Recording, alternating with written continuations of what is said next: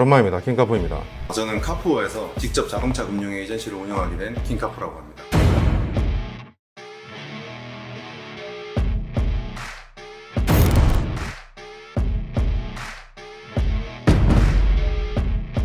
이 형님은 진짜 호구되기 쉽습니다.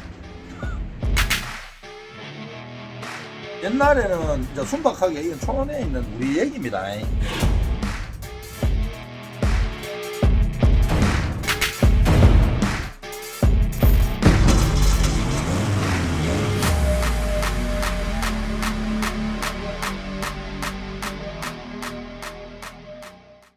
아, 이런 거 좀 부끄럽네. 우리는 이런 거 안 하잖아. 생리얼로 전부 다 댕기면서 일하면서 있는 대화를 그냥 있는 그대로 어르신하고 지제만 해보고 하는 있는 거죠. 자, 자기소개. 킹카프라고 하고요.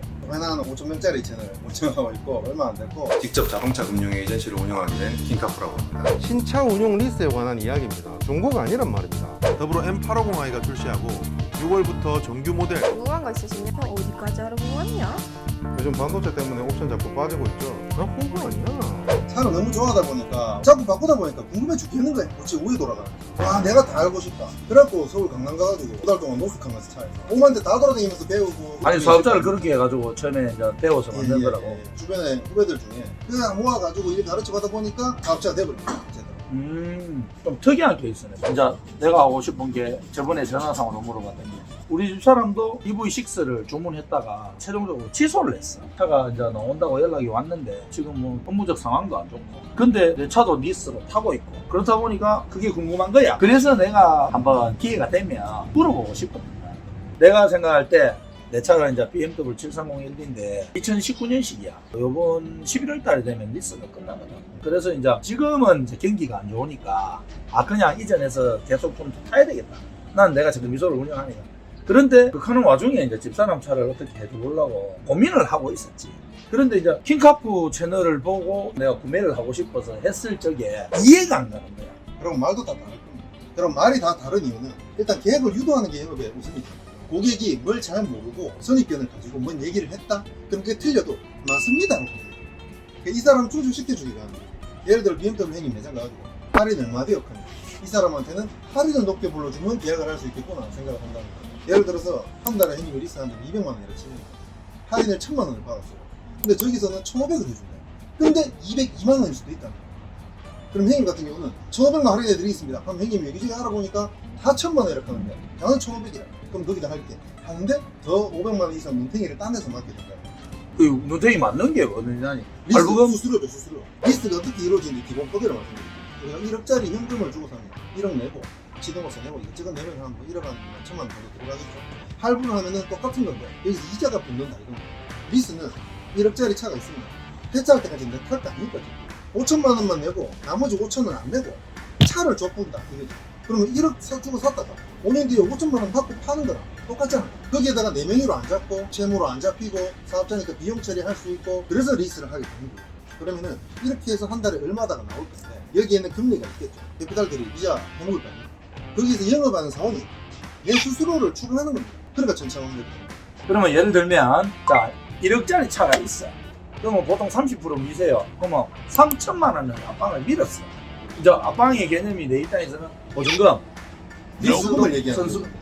조금 잘못된 게 보통 앞방이라 표현하는 거 우리 할부할 때 많이 하는 그치 1억짜리 5천 내가 넣으면 5천만 할부하는 근데 거. 소비자 지금 보시는 분들은 대부분 이 차를 사면 1억짜리인데 이 구매를 하는 데 있어서 3천만 원을 앞방을 밀고 7천을 할부를 찍어서 다 갚아서 내 걸로 만드는데 발생한 이자를 주겠다 나는. 그렇죠. 사고거든. 그게 그런데 리스를 해보니까 자 1억이야. 그러면 뭐 30%의 선수금을 넣고 그리고 마지막에 인도금을 15% 잡고 그리고 중간에 걸 한다 뭐 이런 식으로 하고 총 차값이 1억인데 할인을 얼마 해주겠다. 이렇게 하면 종합 계산기를 두드립니다. 여러분 진짜 죄송합니다. 용어 정리가 있어요. 할부는 선수금, 앞방 같은 말인데 리스는 선수금, 앞방도 있고 보증금도 있고 근데 어차피 내 돈 들어가는 거니까 그걸 앞방이라 표현하거나 선수금이라 표현하면은 낭패를 볼 수 있어요. 나는 보증금을 생각했는데 그걸 알아야 되네. 네, 선수금입니다 라고 영업사원이 했을 때 맞는갑다 해버리면 예를 들어 100만짜리가 있으면 한 달에 보증금을 형님이 2천만 원 넣었어요. 자 영상 보셨지? 저는 그거를 이해를 못했습니다. 이 형님은 진짜 호구되기 쉽습니다. 조금만 똥꼬 살살 긁어주면 엄청 해먹기 좋은 행위입니다. 왜냐면 성격이 시원시원하시고 예 맞습니다 형님 이렇게 하면은 뭐냐 하면서 딱 하실 분이거든요. 딱 느낌이. 그러니까 나쁜 놈한테 걸리면은 그러니까 이제 주판을 던져보는 거라. 그러면은 이제 예를 들어서 5년을 했어. 이제 60개월이잖아. 그러면은 100만 원씩 해서 6천만 원을 넣고 3천만 원을 처음에 압박 냈고 나중에 차를 인수받을 때 인수금이 2천만 원이다. 그리고 다른 데도 비슷한 조건에 쪽쪽쪽 물어봤단 말이야. 그래 물어보니까 토탈했는 숫자가 제일 작으니까 나는 이 집에 산 거지. 지금 타고 있는 차도. 되게 조심스럽긴 한데 근데 방송이기도 하니까 지금 현재도 조금만 편하게 형님 이해해. 진짜 갈 길이 엄청 멉니다. 이게 제일 큰 호구인데 호구 타입인데 형님 말씀하시는 대로 그렇게 계산하잖아요. 그러면 일시불이 제일 싼 거겠죠. 그러면 리스인데 일시불처럼 만들어 줬습니다. 예를 들어가지고 형님한테 제일 유리한 거를 만들었는데 이게 한 달에 예를 들어서 뭐 100만 원 근데 총액을 해보니까 1억이에요. 근데 형님한테는 한 달에 120이 나와서 총액이 9,500만짜리 만들어주면 그걸 좋다고 생각하시는 거예요. 아 그렇지. 근데 종합적인 돈에서 내가 작으니까. 그러면 리스를 할 필요가 없어요. 얼마 살 건데 총액을 왜 계산하고 있어요? 아니 나는 예를 들어 계약했는 키로수보다 많이 타서 불가피하게 인수를 받거나 정 안 되면 내가 인수해서 남은 기간을 1년이든 더 타고 그 시절에 중고차 값을 따져서 판매를 해도 손해가 나지 않겠다라는 선을 보는 거죠. 자 형님 그거를 딱 짚어드릴게요. 애초에 리스는 이걸 인수해서 팔아도 손해 안 보겠다라는 생각을 안 하려고 하는 거예요. 일반 사람들이 중고상사 해가지고 내 차가 얼마고 팔고 하는 게 발품도 많이 파는 일이고 스트레스 받는 일이고 얘들 남겨먹는 거에 눈탱이도 맞을 일이에요. 이걸 아예 안 하려고 하는 게 리스입니다. 그럼 하나 여쭤보고 싶은 게 1억짜리 차량입니다. 리스를 하든 할부라든 뭘 하든 내가 이걸 인수까지 해서 다 팔고 나서 내가 쓴 돈을 생각해 보니까 9천만 썼다고 칩시다. 근데 리스를 하고 반납을 그냥 해버리면 8천만 원 쓴다고 치면 그냥 이 리스 하는 게 낫겠죠. 그러니까 이런 설계를 해야 돼요. 한 가지 아셔야 되는 게 대한민국 사람은 소유욕이 있습니다. 네 맞죠. 자본주의 사회에 살기 때문에 내가 노력한 만큼 그 결과에 대해서 돈을 지불하면 그 가치를 내가 가지려고 하는 거예요. 그래서 모든 사람의 기준이 거기서 시작하기 때문에 렌탈과 임대의 의미가 옛날부터 원래 렌탈도 있었고 임대도 있었고 잘안 했어. 다 있었는데 사람들이 안 했어. 지금 근데 뭐 아시다시피 안마기부터 시작해가 자동차부터 시작 이제 뭐 정수기 이런 거는 뭐 보편화됐고 이제 다 렌탈 시대로 바뀌었다. 내가 보니까 지금 관공서에 들어가는 차들도 렌트카로 다 바뀌었어요. 리스라는 얘기가 지금도 이렇게 됐지만 솔직히 그 말을 정확하게 이해를 못하겠어요. 수리적으로 풀어내지를 못하겠어요. 일단 형님이 접근 방식은 리스지만 렌트지만 내가 소유한다는 전제하에 총액을 계산하시는 거예요. 리스라는 거를 처음 하면서 저처럼 처음 하신 분들 영상 보면 기다가 들어야 돼요. 제일 중점적으로 생각했던 게 차량 총액의 할인 금액 그리고 내가 초입에 들어가는 보증금액, 월 할부금액, 인수금만 따져본 거지. 내가 계산해 보니까 예를 들어 1억짜리다 칩시다. 3천만 원 압방이라는 말은 보증금도 되고 선수금도 되고 다 되는 말입니다. 제 입장에 압방을 냈어요. 이 나머지 7천만 원에 대해서 마지막에 인수금 1,500만 원 말고 돈을 다 냈습니다. 근데 기간이 돼서 연락이 올 거 아닙니까? 나머지 1,500만 원 주고 차를 인수할 것인가요? 안 그러면은 그냥 차 우리한테 돌려주고 보증금 내가 딴 차 하나 뽑아 드릴까요? 묻는단 말입니다. 여기에서 전문가의 얘기를 나한테 듣고 싶은 거죠. 자 그러면 형님 차가 저게 출고하실 때는 1억 한 4천 정도 1억 4,950만 원인데 뭐라 치고 그 인수하는 잔존가치가 얼마인지 알고 계십니까? 인수 금액이 1,500만 원인가? 자 그럼 여기서 형님이 이렇게 생각하실 수밖에 없는 게 설계가 애초에 잘못된 거예요. 그래서 한 달에 얼마나 해요? 210만 원. 자 보세요 1억 4천짜리 차가 1,500주고 인수면이 잔존가치 10%밖에 안 됩니다. 차값이 맞지만 그럼 90%를 형님이 이때까지 냈어요. 그렇지. 그리고 보증금은 어차피 돌려받는 거니까 이거랑 상관없다 치고 1억 4천 중에 내가 1,500만 더 넣으면 내 거면은 1억 2천 얼마를 냈다는 거잖아요. 그렇지. 1억 그럼 이거 2,200만 원. 중고로 지금 팔락하면은 그래도 5천 6천 이상 무조건 할 거 아닙니까? 그러니까 1,500 주고 들고 와서 팔아 모아야 될 거 아닙니까? 그래서 형님이 총액을 보는 건데 자 생각해보세요. 220 내죠. 이걸 만약에 한 달에 150만 원만 내면 되고 인수 가격이 7천 8천이다. 그럼 인수할까요?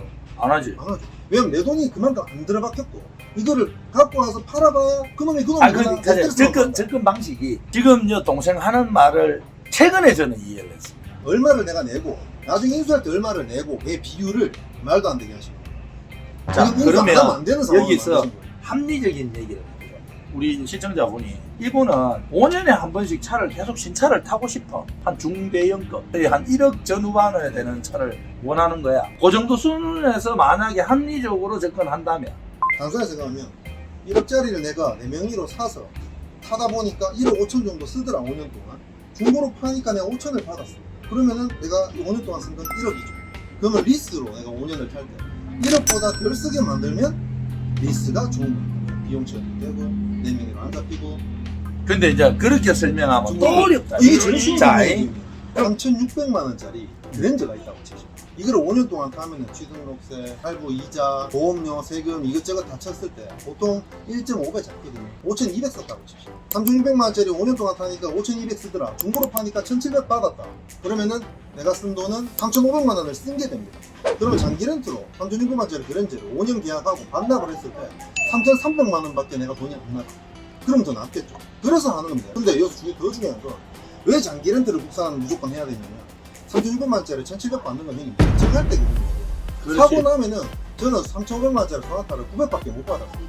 근데 장기 렌트는 사고 100번 나고 차 막 다 부서져가 전손만 안 되면 내 손이 없이 그냥 반납입니다. 내 쓴 돈 3,300 아니 껍데기 그뭐 부서지고 했는 거 다 할증하잖아. 안 합니다. 권리 줄 때 껍데기 부서진 채로 아니, 부서지면은 사고 끼고 날 때마다 했는 30만 원씩 내고 면책금에서 수리는 다 받아요. 우리가 내 차를 내가 보험 가입할 때 자기 부담금 있잖아. 자기 부담금만 내면 된다는 거예요. 그렇게 타다 5년 되면 차 돌려주면 또 이거예요. 요 5년 리스에서 반납하고 5년 리스에서 반납하는 게 계속 보증기간 내에 새 거를 타면서 신형을 타면서 더 좋게 타면서 비용 처리도 되고 이렇게 된다는 거예요. 근데 그러면 항상 직장인들이 그러면 사업자 말고 리스 렌트 하면 안 되냐? 아니라니까. 아까 내가 국산 렌트 설명해줬잖아. 아무리 박아도 네가 10만 원만 내면 된다, 20만 원만 내면 된다, 그렇게 편안하게 타락하는 거예요. 아 그렇네. 그러면 우리 아들내미한테 이 첫 차를 갖다가 렌트를 해줘야 되겠다. 아니 형님도 아시겠지만 우리가 사고 경력 쌓아서 보면 내려가긴 하지만 나이만 죽어도 보면 나중에 내려가잖아요. 만 32세, 뭐 6세 이렇게 딱 넘어가면 보면 팍팍 떨어지는 구간이 있잖아요. 20, 30대는 장기렌트에서 굴리다가 만 30씩 넘어왔을 때 내 차 하려면 해도 된다라고 저는 생각하지만 그 시간에 대한 어떤 비용을 따지면 나이가 많으면 그렇지. 보험료가 낮으니까. 이제 내가 좀 이해가 좀 되기 시작합니다. 근데 지금 시대의 20, 30대들은 장기렌트, 리스 이런 거 하다가 30 넘잖아요. 굳이 내 보험 안 납니다. 왜? 장기렌트가 세상 편하고 돈 적게 쓰는 걸 이미 겪었기 때문에. 형님도 처음이고 저도 처음 했을 때 느낀 게 돈 때리 꼬라박고 차 가져가 보면 난 뭐 한 거야 이건데 우리가 할부를 했다 치면 100만 원 냈다가 나중에 40이 회수됐거든. 이거는 60만 애초에 내고 차를 준다는 거예요. 똑같은 거. 이해되시죠? 그렇게 합리적으로 하려면 보증금을 많이 넣을수록 좋아요. 여기서 진짜 쉬운 설명 하나 갈게요. 월세방하고 장기렌트 리스는 똑같습니다. 한 달에 100만원짜리 월세방이 있으면 1년에 1200만 원 내겠죠. 형님이 할부처럼 앞방으로 500만 냈으면 700만 원을 다시 1년으로 쪼개서 한 달에 낼 겁니다. 근데 보증금으로 500 넣으면 월세방 뭐죠? 95만 원 되죠. 그럼 1년에 60만 원 할인됐죠. 근데 100에서 95 내려갔으면 큰 느낌이 없다고. 그래서 사람들이 선수금을 넣으면 50몇만 원 내본다고 대부분. 내가 500을 냈으니까 내려간 건데 이게 싼 걸로 착각한다니까. 그러니까 선수금은 뭘 하든지 간에 무조건 보증금인 거예요. 선수금은 그래 말 그대로 아예 압방이잖아. 안 하는 거예요. 말 그대로 압방이죠. 그 차값을 먼저 주는 거지. 우리는 그렇게 생각하지만 실제 금융사에서는 차값으로 안 쳐요. 전체를 발생하고 선수금 넣은 만큼 조금 싸게 깎아주게가 됩니다. 돈 이자를 빼줘. 네, 맞아요. 그러니까 형님 1000만 원 넣으면 5년 동안 100만 원이 줄어들어요. 근데 보증금으로 1000만 원 넣으면 한 달에 내는 건 부담스럽지만 5년 동안 200이 줄어들어요. 딱 2배 차이. 그러면 당연히 보증금이 맞지. 형님은 총액을 따지니까 더욱더 맞지. 근데 선수금을 왜 넣느냐? 당장 싸 보이고 내가 한 달에 100만 낼 수 있는 사람인데 보증금을 넣으면 그랜저밖에 못 나. 근데 선수금을 넣어버리면 그러면 5시리즈를 탈 수 있는 게 나아. 그리 카퍼가 되는 게 그게 전부다. 무조건 보증금 해라라고 맨날 얘기하지만 내 차가 다 선수금입니다. 레카 기사들은 어떻게 알고 갑니까를 묻습니다. SBS 호구들의 과외 시간에 같이 출연했었습니다. 알아보더라고. 그 다음날 바로 그 방송 보고 전화 왔던데